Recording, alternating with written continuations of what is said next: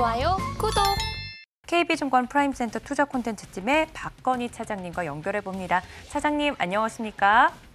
예, 안녕하세요. 반갑습니다. 네, 반갑습니다. 우리 박건희 차장님은 물고기를 잡는 법을 알려주시겠다 이야기를 지난번에 해주셨는데 오늘 시장은 좀 어떤가요? 물고기를 잡기에 좋은가요?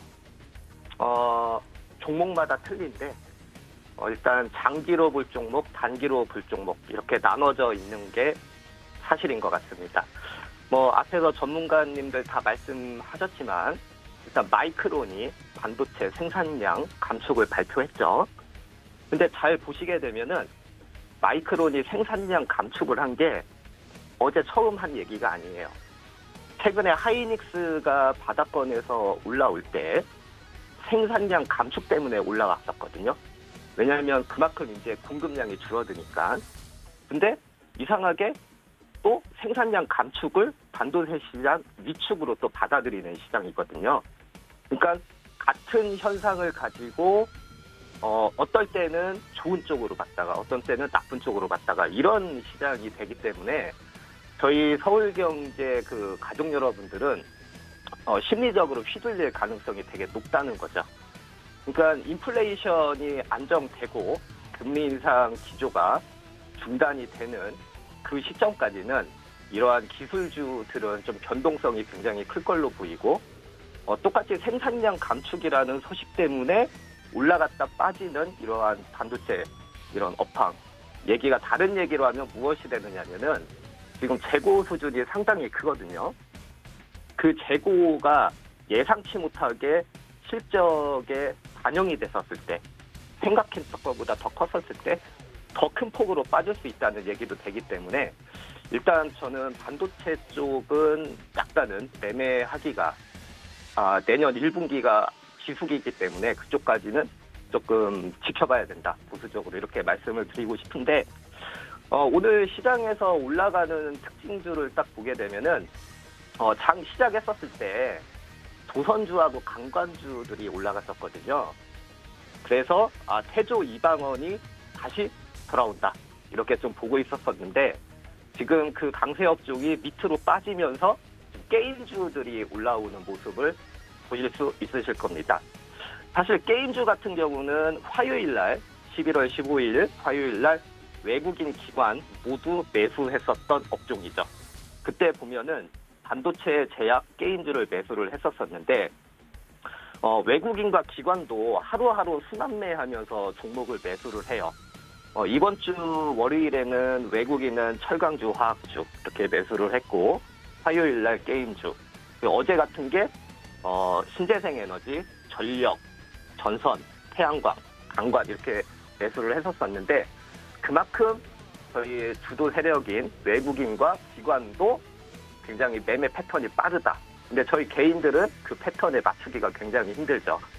그래서 제가 말씀을 드리고 싶은 특징주 몇 가지를 말씀을 드리면 일단 게임주도 굉장히 매매하시기가 어려울 거예요.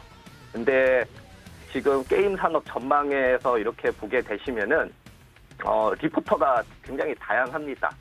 2023년도가 저점을 통과했다는 하나증권의 리포터가 있는가 하면은 2023년도에는 양극화가 될 것이다. 아직 저점이 아니다. 종목마다 다 틀릴 것이다.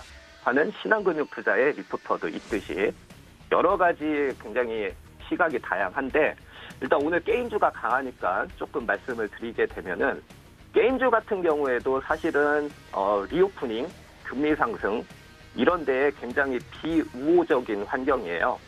그래서 인터넷 게임주들이 굉장히 2022년도 매출 부분이 굉장히 안 좋았었는데 그럼에도 불구하고 2023년도에 매출 성장하고 이익 기여가 큰 신성장 동력을 보유한 게임주를 찾자 그렇게 하자면은 일단은 하나증권 같은 경우는 카카오 게임즈하고 NC소프트 이렇게 좀 제시를 했죠. 그래서 오늘 NC소프트가 실적도 지금 3분기 실적도 굉장히 좀 잘 나왔었고 오늘 좀 강세로 가는 모습이고요. 그리고 2023년도는 게임 산업이 양분화가 될 가능성이 굉장히 큽니다. 현재 PC하고 콘솔 게임 수요가 다시 높아지고 있거든요. 그래서 여러 게임쇼에서 지금 긍정적인 평가를 받고 있어요. 근데 지금 네오이즈가 지금 피의 거짓이라고, 이게 이제 그 PC나 콘솔 게임 쪽인데 굉장히 흔행 가능성이 되게 높습니다.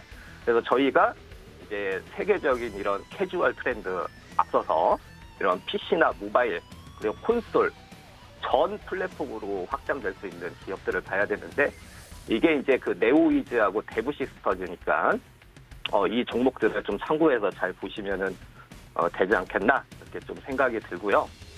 그리고 두 번째로 저희가 휘둘르지 않고 봐야 될 그 종목 중에 하나가 저는 그 어제 외국인 매수 중에서 신재생 에너지 쪽으로 들어온 것 중에서 전선하고 전력기기 쪽이 있습니다. 그 중에서 LS라는 종목을 좀 관심 있게 보고 있는데, 일단 수급은 지난 3월 이후로 기관들이 150만 주 이상 이렇게 매수를 오르든 빠지든 계속해서 매수를 이어지고 있고, 이게 이제 그 3월 달부터 오르기 시작을 했는데 그 상승 모멘텀이 일단은 신재생 에너지 전환에 따라서 글로벌 송대전 투자 확대 때문에 전선하고 전력기기 업황이 호황으로 들어간다, 뭐 이런 얘기가 있었었고요.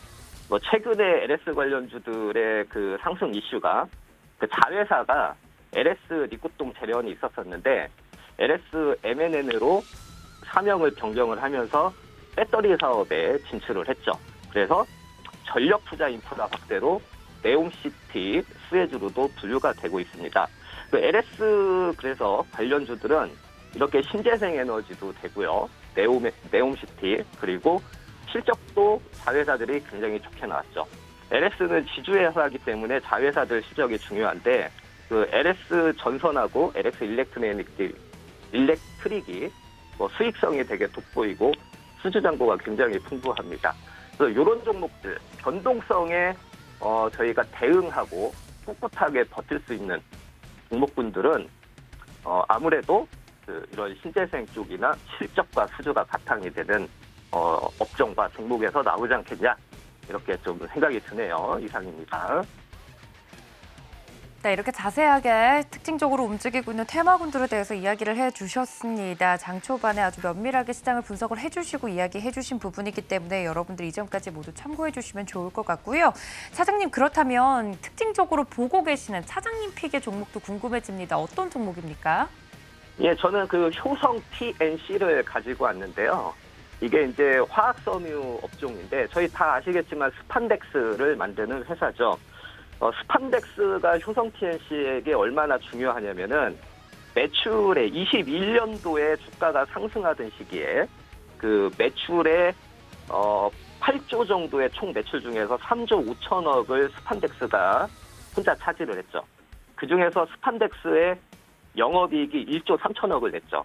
총 영업이익이 1조 4천억이었는데 스판덱스라는 섬유 하나가 1조 3천억의 영업이익을 차지를 했습니다. 근데 현재 2022년도에 들어가 봤더니 1조 3천억을 내던 스판덱스의 영업이익이 지금 마이너스 260억. 지금 현재 이렇게 안 좋은 거죠.